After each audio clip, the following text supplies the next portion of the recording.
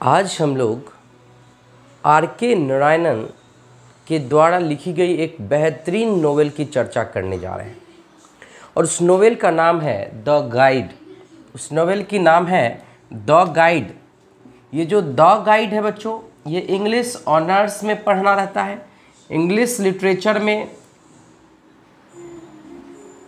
Literature का ये novel है द गाइड। इसका हिंदी में हम लोग आज समरी को सीखेंगे।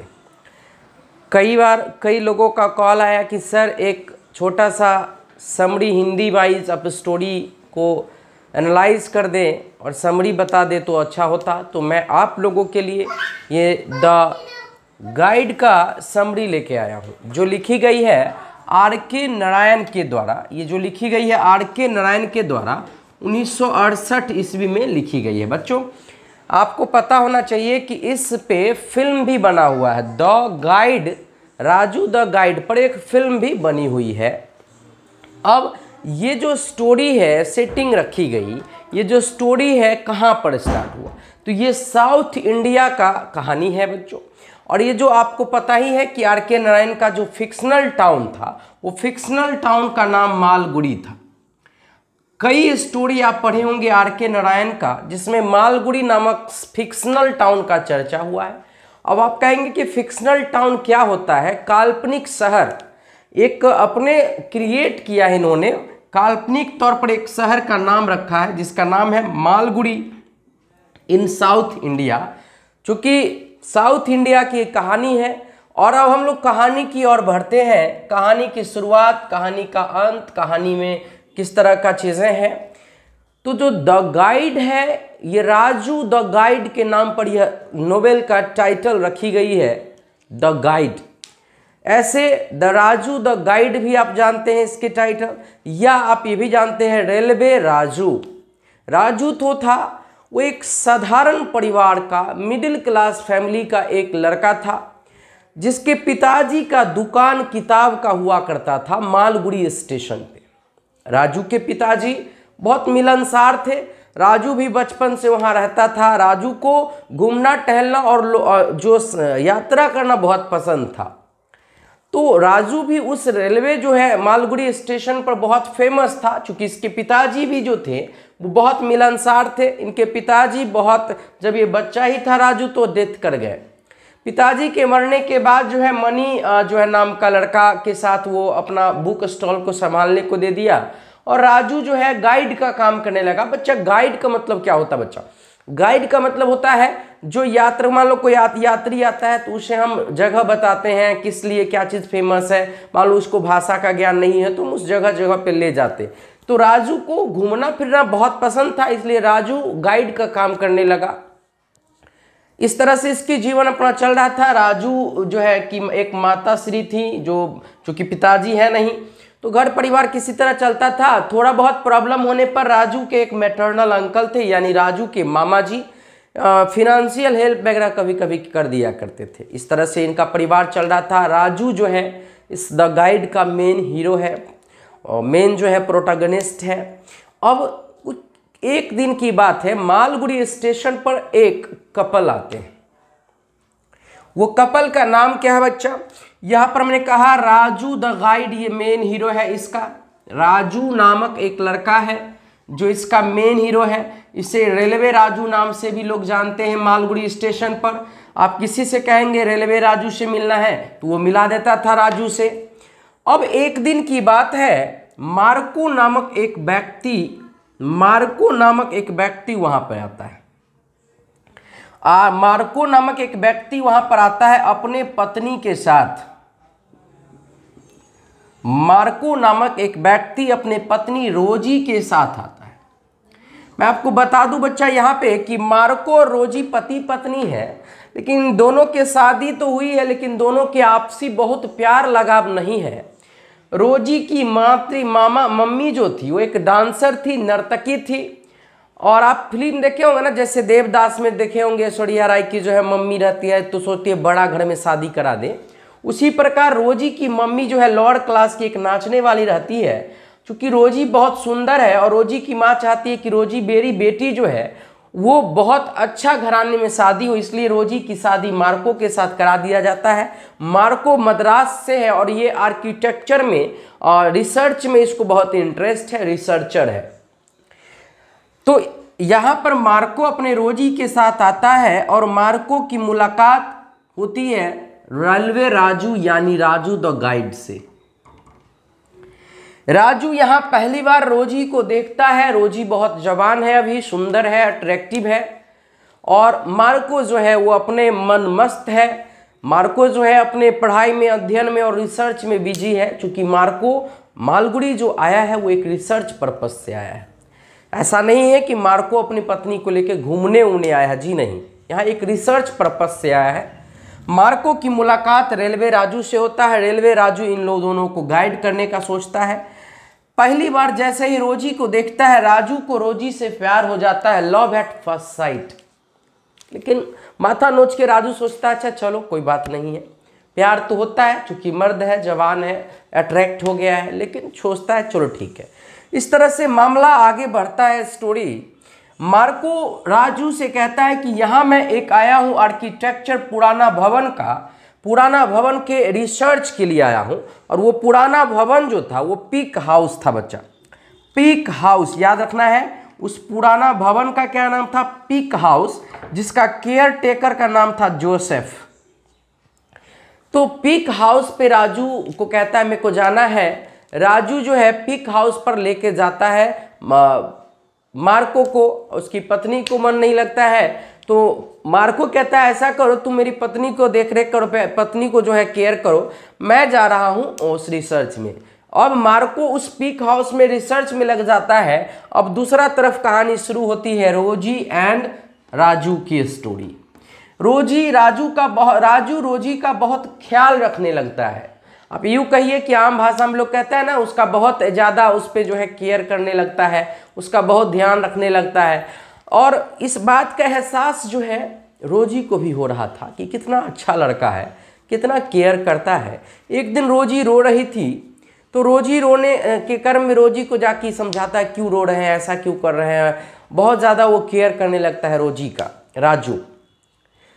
अब रोजी के दिल में भी थोड़ा थोड़ा प्यार जगने लगता है राजू के प्रति। उसको लगता है कि ये जो व्यक्ति है मेरे लिए बहुत अच्छा है, मुझे समझता है, हर बात को समझता है। एक दिन रोजी जो है को लेके राजू घूमने निकलता है और जब घूमने निकलता है तो देखता है कि एक छोटी सी शादी ब्याह का फंक्शन, वहाँ गाना बजाना हो रहा है। और वहाँ पर गाना बजाना देख के वो थिरकने लगती है रोजी थिरकने लगती है। और थिरकना क्या, अब नाच। रोजी जो है एक नज़र देखती है राजू को, राजू इशारा करता है नाचो। नाचने पर रोजी इतना अच्छा नाचती है, इतना अच्छा नाचती है कि वहाँ के लोग बहुत खुश होते हैं, तारीफ करते हैं। राजू और रोजी वहाँ से वापस आते समय राजू बोलता है अरे बहुत अच्छा डांस करती हैं आप, क्यों नहीं इसी में आप आगे बढ़ते हैं, कैरियर आप बना सकते हैं इसमें। रोजी बोलती है नहीं, मेरी मम्मी और जो मेरे हस्बैंड है ये मना करते हैं ये सब करने से, हालांकि मेरा तो बचपन से ही मन है कि मैं बहुत फेमस डांसर बनूं। अब रोजी कहता है आपका सपना आप पूरा हो जाएगा, फिल्म देखे होंगे चांद का पार चलो में। ये कहता है आपका सपना पूरा हो जाएगा, घबराने की कोई ज़रूरत नहीं है। दोनों का प्यार की गहराई धीरे धीरे परवान चढ़ने लगा है। गांव में जो है हल्ला होने लगा है कि रजुआ को प्यार हो गया है। रजुआ जो है विदेशी मैम साहब, चुकी है देशे का, लेकिन लोग कहता है ना विदेशी मैम साहब से प्यार कर लिया है, ये हो गया है। मतलब कानों कान पूरा गांव मोहल्ला में हल्ला होता है। राजू की माता श्री कहती है बेटा राजू ऐसे नहीं करो, क्या करते हो, लोग बुरा कह रहा है। राजू को इस बात का कोई परवाह नहीं है, प्यार किया तो डरना क्या।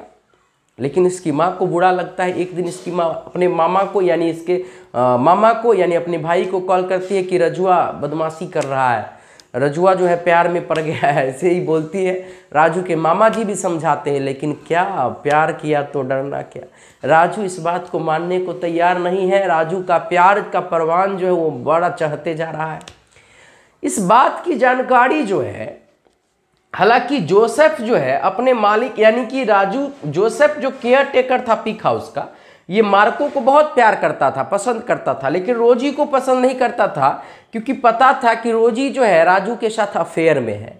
और किसी न किसी तरह से मान लो हो सकता है जोसेफ ही बता दिया हो यह बात का भनक लग जाता है मार्को को यह पता चल जाता है कि मेरी पत्नी जो है प्यार करने लगी है राजू और मेरी पत्नी का अफेयर चल रहा है।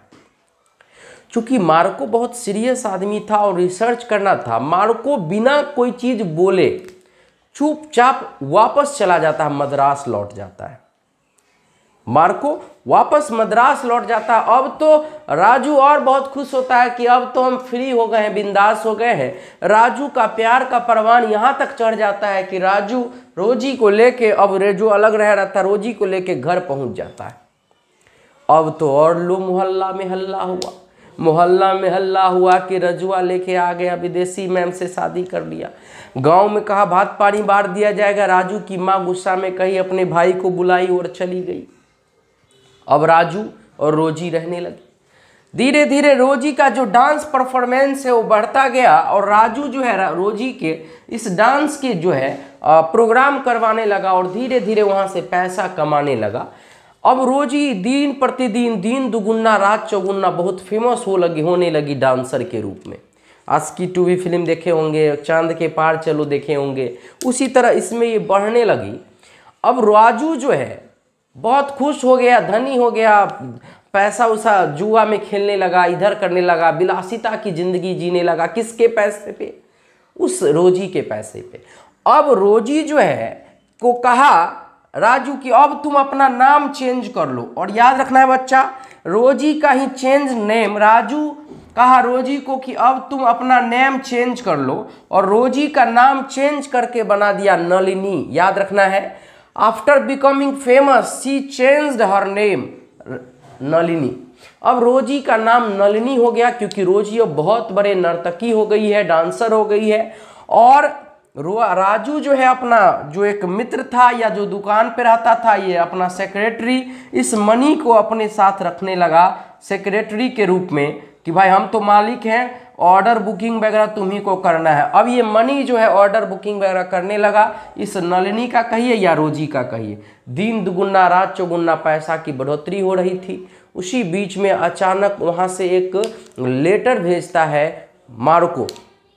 वो मार्को एक लेटर भेजता है, हालांकि वो मार्को जो लेटर भेजता है लीगल नोटिस भेजता है एक, वो उसका दिमाग का कमाल खेल रहता है। उसमें स्पष्ट लिख के भेजता है कि सारा प्रॉपर्टी और जो ज्वेलरी है वो किसके नाम पे है, तो रोजी के नाम पे है। रोजी जब चाहे अपना सिग्नेचर करके ये बैंक से सारा ज्वेलरी वगैरह जो है वो निकाल सकती है। यह बात मनी जो है किसको बता देता है और जब चाहे वापस आ सकती है रोजी। यह बात जैसे ही राजू को पता चलता है, राजू नलिनी को यानी रोजी को यह बात नहीं बताता है कि उसके पति का लेटर आया है। वो चाहता है कि वापस चले जाए और ये लेके चल जाए। हालांकि इसमें साजिश था मार्को का कि मार्को को यह बात पता था कि लालच में आके राजू फंस जाएगा, फर्जरी करेगा और ये जेल जाएगा। ऐसा ही होता है। राजू जो है मनी को कहता तुम नहीं बताओगे, चुपचाप रहो, और उसको एक वकील से मिलके कि कागज वागज बना के फर्जरी गलत सिग्नेचर करके रोजी का और वहाँ से निकाल लेता है ज्वेलरी वगैरह बैंक से फर्जरी के केस में। यह बात पता मार्को को चल जाता है कि फर्जरी सिग्नेचर करके राजू ज्वेलरी निकाल लिया है और मार्को उस पर केस ठोक देता है। मार्को कौन? रोजी की हस्बैंड। अब इधर जो है प्रोग्राम बहुत तेजी से चल रहा है, लेकिन मनी एक दिन अचानक यह बात बता देता है रोजी को, क्योंकि मनी भी अब मैनेजर हो गया है।